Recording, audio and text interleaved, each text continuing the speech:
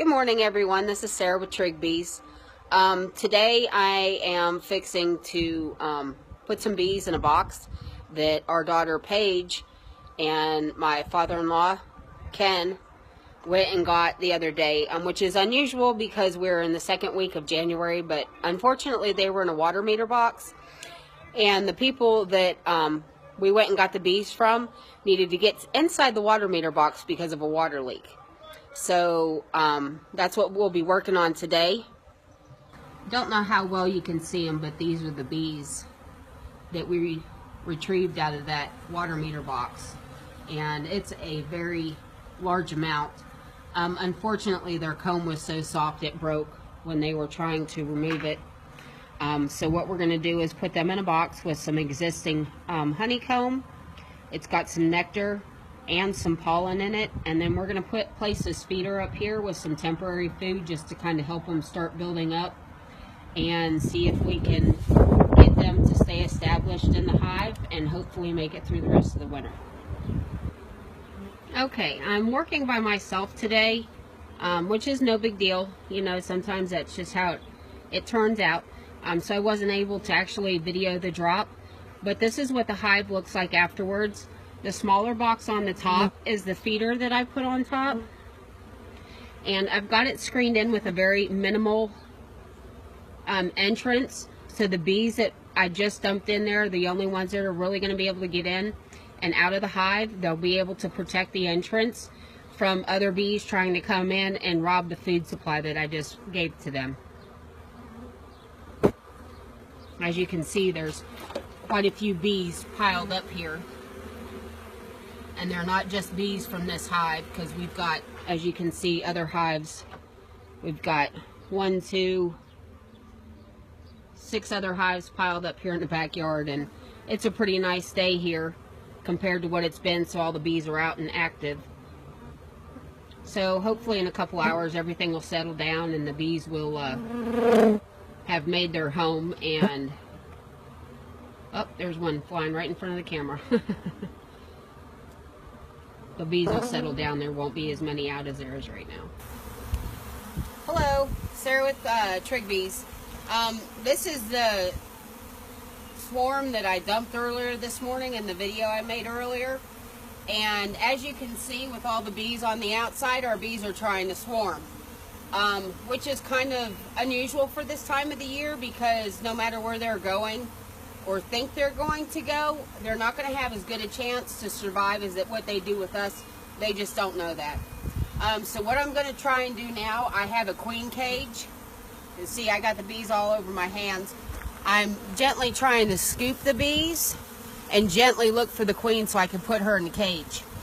What we'll do is lock her in the hive, and then the bees will decide to stay, because they won't leave the hive without the queen. We'll leave her in there for a couple days locked in until they decide to settle in and make it their home. Is this dangerous? Are they aggressive right now? Right now they're not in an aggressive mode. They don't have a home to protect. They don't have any babies to protect. I just put the suit on for protective measures of myself, because unfortunately beekeepers get stung more from self-inflicted stings because of mistakes they've made, and I just don't feel like getting stung today, so I've taken the extra precaution to suit up. But they are not in aggressive mode. Butch, who is videotaping this for me right now, he's standing right here in the middle of it, and he doesn't have his suit on, so it's just an extra precaution I'm taking for myself.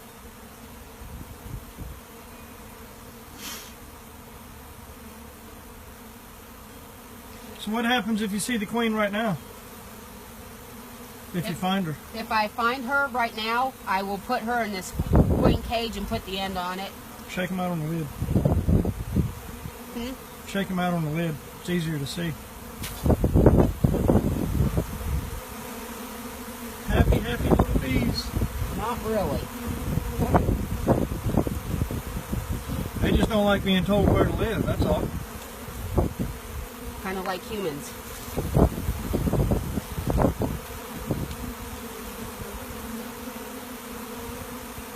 Now, if our daughter Paige was here, we'd probably find the queen right away. For some odd reason, she has got a very keen eye when it comes for looking for the queen.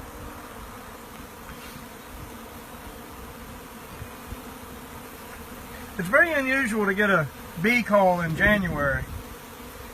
But with the recent weather, the freezing of the plumbing pipes, people had to have access to the water meter box, and when they went out, they discovered they had bees in their box because the meters are being read through electronics now. So there's a very high chance that you could have bees in your water meter box and don't even know it, because they drove by in a truck and they pick up the meter with electronic. Nobody looks at the box. If you do happen to come across bees being active in your water meter box, please do not spray them, do not disturb them, just call us. We'll be very happy to come out and save the bees.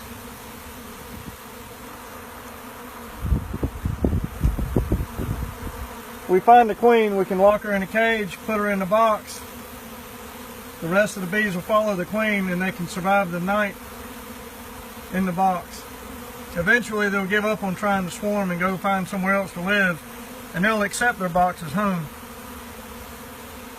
Well, with the current situation, would it hurt to actually open up this box and see if she's in the bottom of the box? Alright, as you can see, all the bees are still flying around. I was sitting on a bucket, but I decided I needed to get closer to the ground, because as you can see down here, there are many, many bees on the ground. With that decision, in doing so, I found our queen. She's locked in here, she's by herself. What we're going to do right now is just let her sit on top of the hive for a few minutes or so to figure out which bees here were part of her original hive, so that we know they'll take care of her and not try and kill her. If bees get in there that are from another hive, they will ultimately kill our queen, which we're trying to avoid. So once we just determine which bees belong to her, we'll put a couple in there with her to help keep her clean and take care of her, and then we'll lock her in the hive, and that should cause all the swarming action to subside. They'll start moving back in the box with their queen.